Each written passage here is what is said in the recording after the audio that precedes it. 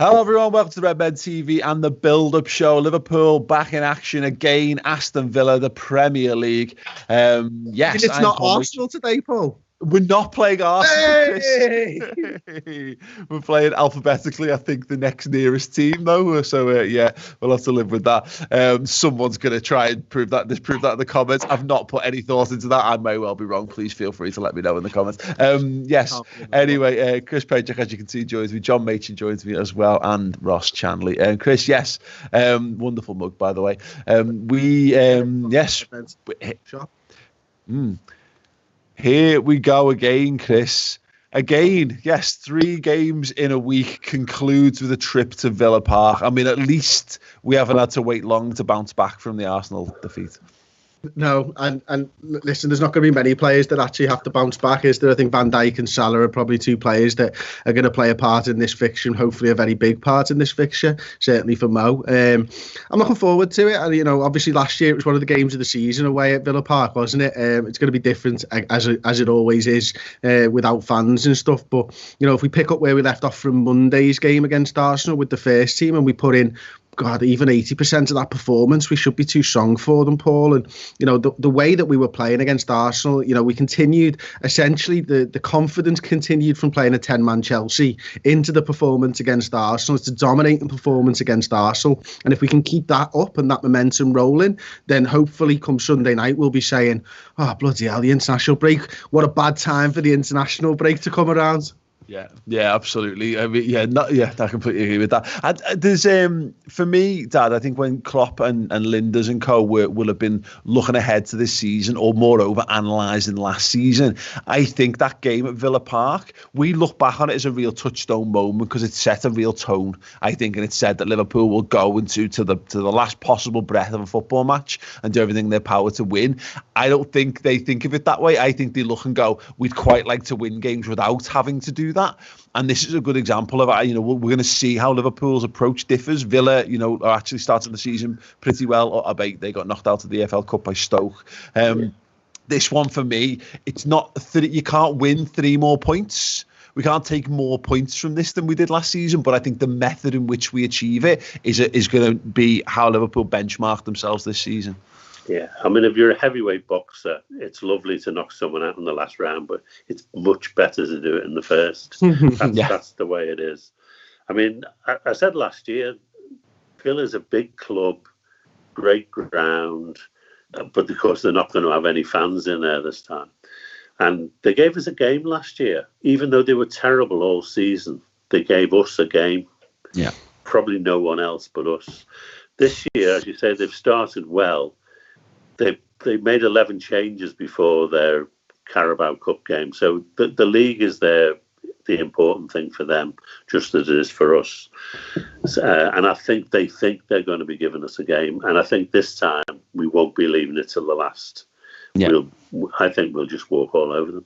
Yeah, and I mean, it's worth remembering the game last season, Ross, it falls in a really mad period of the season for us where we had Manchester City looming. We had a Champions League game and Manchester City on the horizon. Fabinho doesn't play the game. Lallana plays the 6 because we're trying to make sure Fabinho doesn't pick a yellow up so he doesn't miss City. So we had to take a couple of risks with this.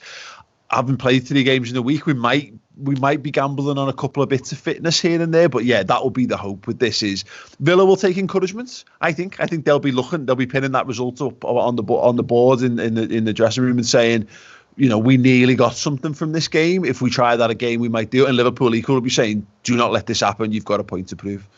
Yeah, I think it's a pretty bad time to play Liverpool. Being perfectly honest, just on the back of what Chris says, we've got 3-3 so far, and I think there's something to be said for the rest of the teams that are up there. Liverpool are going to want to go to that international break with maximum points, and you'll kind of set a statement out there for what's going on. You're right, we've got much more better options. We've got people that have been integrated into the team, people that are pushed on since that. A Curtis Jones, is a totally different option to what it would have been 12 months ago. You'll playing Aston Villa, Jota's come in, like we discussed on the final word. It's not bad. Aston Villa have got a lot more to deal with in this game than he did in the last one. I know Liverpool kind of threw the kitchen sink at them, and whether we got lucky or the mentality was still there. I still expect it to be a tough game. Aston Villa made some good signings as well. I think they got Ross Barkley in, John McGinn and Jack Grealish are both very good players. They've got a decent goalkeeper now, who I thought was Arsenal's better goalkeeper until we played last night. He just kind of totally proved me wrong. But, you know, I don't think it'll be dead easy, but I think that the fans thing is a massive thing for, like John says, for a club like Aston Villa. You know, it's... You know, growing up in the 90s, you know, they're a massive club, you know, with a big stadium, with like all teams who get behind them. But, you know, Liverpool are getting used to winning games now without, you know, away from home, without fans in the crowd, which I think is a huge thing. Yeah, I mean, and it's kind of mentioned there, Chris. They've got good players. They've bought well. They'll be a better of. I don't think Villa. Well, they might, but I would imagine Villa will be a stronger proposition this time around. They've added Ross Barkley as well on loan, and we know he's got. You know, he had a decent performance against us last season in particular. He's another lad there that they've added who's talented, who actually will be looking to take the game to us. So yeah, look, I don't expect this to be a walk in the park, but also I'd be quite buoyed if Aston Villa wanted to take the game to us, to be perfectly honest. Yeah, I'd be buoyed and I'd be surprised if they did, to be honest with you. I think, you know, yes, they're coming off two wins in the Premier League, and, you know, I know they dominate, really, don't they, Fulham. But the first game, obviously, they beat a good side in Sheffield United, but the red card changes that game and very early on in that game, wasn't it? So they get a 1-0 result against Sheffield United, but they'll equally be hoping to go in with 9 points into the international break and 3 wins. Liverpool obviously looking for their 4th, and you know, for me, it's about setting your stall out now. And, you know, if we can get to the international break with 12 points and put in a good performance against Aston Villa, I think the rest of the league sits up and takes notice. And they already should have been. But the fact is, Brendan Rodgers used to do it, and he used to break the season down into chunks of games. And if you can get to this international break with full points, everyone else is, well, blooming heck, that's not a good sign for us, you know. And you might just be able to kill a little bit of the hope of the other sides around you. But when it comes to Liverpool, yeah, they've got they've got good players, but, you know, they're not as intense as we are. No team is as loud as we are in these empty stadiums either. You know, the shouting and everything else that we do. You said it last week. I can't remember if it was after the Arsenal game, but, you know, we're managing to suffocate sides without the use of a crowd, which I've not seen any other side do, apart from maybe Bayern Munich in this sort of COVID era of football. Yeah, they've got to hoping they've got a false sense of security after that Fulham game, because Fulham was shocking and all over the pitch, not just defensively as well. Like, it's a different kettle of fish coming up against Liverpool on what we can do with Aston Villa. They will have taken confidence from that game, but like we said before, they've got to prepare for so many more situations than they do against Fulham. You know, does Mane play? We've got to prepare for that. Does Jota play? But we know what's he going to do. We've got an abundance of choices in midfield. You know, teams have to do a lot of homework on Liverpool and how we set up and what we do. We know Thiago's not there, which I think we know is a bit shit. We don't have that extra option, but we should have enough quality to see past Aston Villa. Yeah, and this is the thing, is that I think Chris is dead right on this. You know, you get to this will have been earmarked as the first chunk of the season. It's a very, very difficult start. And the issue is with this, Villa, in some regards, is a bit like, it's not like after the Lord Mayor's show, but, you know, Leeds coming up is a big occasion. Playing Leeds' first game in the Premier League is a big occasion. Chelsea and Arsenal, they should be, you know, they're historic rivals and relative, you know, top 4 rivals, big games. We don't want to take our eyes off the prize here. We're thinking, oh, well, we've done the really hard chunk. I think the squad will be looking at this, and so they can get into the international break, kind of catch themselves. Klopp referenced this post-match about how he's going to be looking into the Champions League. So if he gets next week to catch up, but they'll want to, this will be the plan all along, is 12 points and then take a breather and re-establish yourselves. Sure, and although they always say, you know, we take each game as it comes, I think everyone at the club knows that after the break we've got Everton and we've got City coming up. You want to keep your momentum going, and although, you know, this is a bit after the Lord Mayor's show for us, it's not for Villa. This is a big game for them, and unless we're on our mark, you know, we're going to have trouble. And I don't think we're that daft. I think we know that we're a good side and we should be beating teams like Aston Villa, and I fully expect that we will. Yeah, absolutely right. We're going to talk a little bit about Liverpool's potential selections and potential selection headaches. But first, we've got some fantastic merchandise available for you guys. Have a little look at this.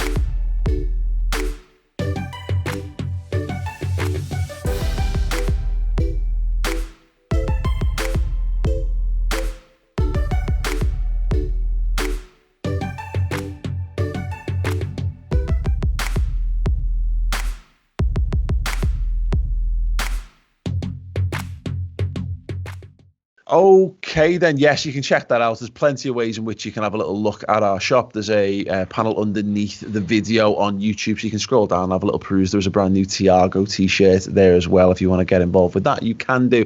Chris showed his mug. I will show mine as well. We've got the As You Wear ones, which are absolutely fabulous. Let's see.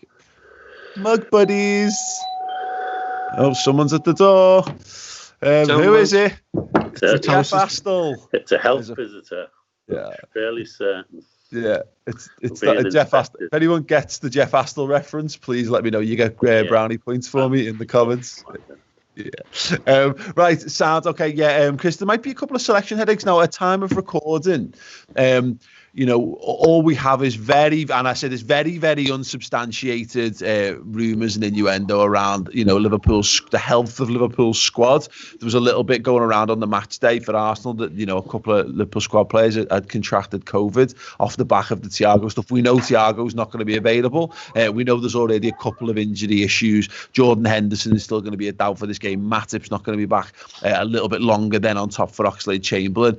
Liverpool have got some concerns and some issues. Again, like Brewster will probably be gone by this point. Shaqiri might well be out the way. If Liverpool were to lose a couple more, given the minutes already on the pitch for the likes of Shaqiri and Van Dijk, this might actually make it a bit tricky for Klopp to put a decent side. Let's hope. Look, what we do know is that the senior players who played against Arsenal, if the worst comes to the worst, they're not involved in this COVID thing, are they, for a start? So you've got Adrian if the goalkeeper goes down. You've got James Milner. You've got Virgil van Dijk. You've got Joe Gomez. You've got Gini Wijnaldum. You've got your Salahs. And your Minaminos and your Jotas. So we can put a good side out regardless. What you're hoping for is that it's none of the lads that I've not mentioned. Your Sadio Mane's, your Bobby Firmino's, the lads that weren't involved in the matchday squad last night. But regardless of that, I think Liverpool have got a very strong side to be able to put out. I'd be really surprised, if all of those players were all first teamers. What you're hoping for is that it's not the midfielders, I suppose, because what we know is we've got Fabinho, we've got Wijnaldum if we need them. So you're looking for that one other player. James Milner could be that lad if you need. So we've got at least 3 midfielders, we've got at least 3 strikers, and we've got a defence that we can put out. Yeah, absolutely. I mean, that's it. That, I mean, obviously, we won't go too much into the rumours and stuff. But even if, let's say, I mean, you'd imagine in normal circumstances, Mane and Firmino and Alisson, it's just obvious they've just been rested because it's the League Cup. So they should all come back in. There should be no issues there. But even if they didn't, as Chris kind of rightly points out, with Robertson, Fabinho and Gini Wijnaldum all on the bench, and Gomez, in fact, if you put those 4 back into that team from midweek, that's still a bloody good team. Yeah, I mean, and the forward line last night, with a decent midfield behind it, will be really, really dangerous. Yeah. It wasn't quite that way last night, but, a decent midfield. And we would have Fabinho and Wijnaldum, at least, as Chris said. So we'll be fine, Yeah. And if everyone is fit and healthy, then you're still looking at 11 players who almost pick themselves at the moment, because the midfield is pretty weak. I agree with that. I mean, for you, Dad, you largely just, to the best of your ability, we just go on a game with the team that played on Monday against Arsenal. Yeah. And still Henderson is fit again, and Thiago's shaking off COVID. I don't think we'll see much change in our midfield. But of course, the international break may change everything. Yeah, I mean, that's it. It should, hopefully, the international break will clear a few injuries up for Liverpool. But Ross, I mean, look, we know this. We know so much that if everyone's fit and available from the Monday game, the front 3 picks itself at the moment. The midfield will always be a talking point throughout the season of what that team's going to be. But based on what we've seen, I can't see it being anything really other than Fabinho, Keita and Wijnaldum, really. Milner might get a look in, Curtis Jones might get a look in, but both of those lads played a lot of minutes in there just a couple of days ago. Yeah, it'd be the one that makes sense. The only concern is, I know Jordan Henderson's getting assessed today, Friday time, recording it ahead of the game on Sunday, but he's been called up for England.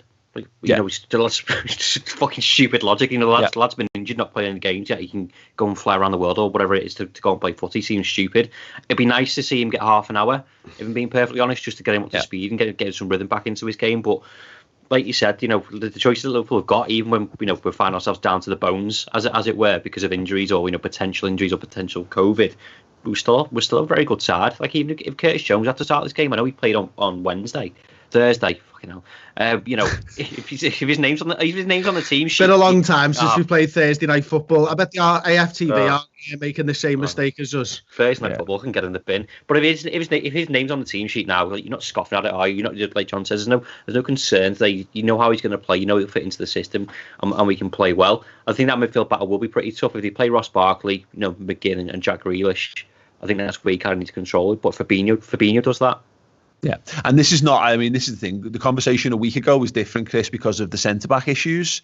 You know, if Virgil van Dijk and Joe Gomez are fit, and particularly given the magnificent performance of Gomez on Monday, that's not an issue at the moment. It might inform that the substitutes bench again and who are the backups for the defence might be a little question mark. But you'd imagine Trent comes back in, Gomez and Van Dijk will start, Robertson will start, and so Fabinho is available for the midfield. So Fabinho will, you'd imagine, again, just come in and then it does. I suspect it does largely pick itself, this team. Yeah, I think so. Obviously, barring anything mad happening, but as you say, those lads should all be available. If you've got Fabinho, you've got Wijnaldum, and then worst comes to the worst, you've got James Milner, best case probably Naby Keita to come in. That's still a midfield that's absolutely sound, wealth of experience there, lads that have played together. And then, you know, worst case scenario, you've got Minamino, Jota and Salah as your front three. Best case scenario, you've got Salah, Mane and Firmino coming in. Either sides, I think, would be good enough to beat Aston Villa, hopefully. Fingers crossed anyway. But yeah, no, look, I it's such a shame we've not recorded this after the press conference, isn't it? But, you know, timings hasn't allowed for that, Paul. And I'm not sure the Klopp would give anything away anyway in the press conference. So I think it might just be a case of waiting for journalists to feed on scraps and let us know what's going on if they can unearth anything. Yeah, definitely. And again, one thing we know, regardless of the side that we put out, is that you've got a level of endeavour, work rate, and understanding in the side. So, you know, we can rotate if we have to. And look, we're going to have to rotate, Dad. You know, maybe not ideally at the moment, but look, once we come back from the internationals, you know, the Champions League ramps up again. You're playing 2 games a week. We're going to see. It's not often that we're going to see our what we consider to be our strongest 11. You know, it's going to be a lot of teams where it's going to be probably 2 from the established front 3 in a lot of games. You know, Jota will play a lot more football. Minamino will play a lot more football. So we should, again, regardless of the iteration, I think we're going to be all right. I think midfield, once we've got all our midfield players fit, they'll chop and change. You know, I mean, because we now have at least 4 people who can play the holding role if need be, and we have attacking midfield players now. I mean, but while we're down in numbers, we're just going to see the same 3 week in, week out, as long as they stay fit. Yeah, one person I think who might actually be in contention for the start, Chris, is Diogo Jota. You know, I still tend to err on the side of the front 3 are fit. They're gonna play, but I think he's the most interesting conversation. I can't see Minamino just yet. I can't see turning around to Bobby Firmino and going, "You're just not playing, mate." You know, because I don't think Firmino's at that standard just at the moment, and I don't think Jota is better than Mane, but. Every minute, Jota's been so exciting. It's been such a joy to watch his early steps as a Liverpool player that if you told me that he was starting against Aston Villa for whatever reason, I'd actually just be made up to see more of him. I would, but not at Mane's expense, to be honest with you, because Mane is he continues to improve. He's been improving since he came to the club, and he keeps on getting more influential and more impactful. And he's just an absolute joy to watch, isn't he? And every time he picks up the ball, you can see now the opposition teams are scared shitless of Sadio Mane, and rightfully so. He's such a dangerous player. I'd be happy to remove him with 30 to go if we're a couple of goals up, but I certainly still want Mane over Jota. But you're absolutely right. Sorry, John. if you do start Jota, if he does come in, I ain't disappointed. I'm excited to see how he does as well, John. I mean, I see, Jota as a substitute, at the moment. I mean, I think there will come a time when he's challenging. But now, I mean, we have, as you say, Chris, Mane for 60 minutes, and then suddenly everyone relaxes in the opposition and you bring on Jota, who's going to really make an impact. I mean, it's really good business bringing in a player that good. Yeah, as an impact sub in the short term is great. And again, I think we'll see a world where, one of the front three will play 90 minutes, the other one will play 60 minutes and sub out for Jota, and then the following game Jota will start and then be subbed out on 60 for the other lad who's then missed out and stuff. We'll get to that kind of world, but yeah, we're taking very tentative steps towards that, and it's really exciting to see. Let's be honest. You say all the time, Paul, don't you? You talk about like the sports science and the minutes and stuff, and it wouldn't surprise me if Jota just brings everybody's minutes down in that front three. Yeah. Maybe 500 minutes each, and he picks all of those 500 minutes or whatever. Maybe he picks 1,000, 2,000, and they all come down a sort of similar amount. And what we get actually is their minutes coming down and their level of play going up, and that's what I expect to see out of this Jota signing. And I'll try and do some more dances for you, and maybe some of this and all that. But that's what Jota does to me. Please. Yeah, definitely. Ross?